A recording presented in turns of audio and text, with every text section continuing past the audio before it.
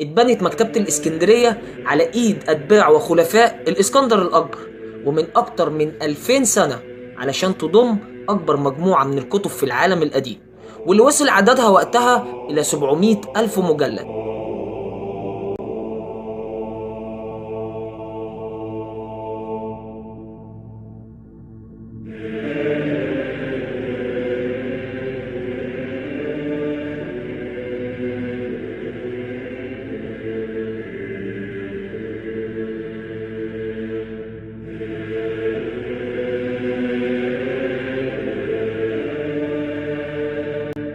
بترجع شهرة مكتبة الإسكندرية القديمة لأنها أقدم مكتبة حكومية عامة في العالم القديم كله، ومش عشان أول مكتبات العالم.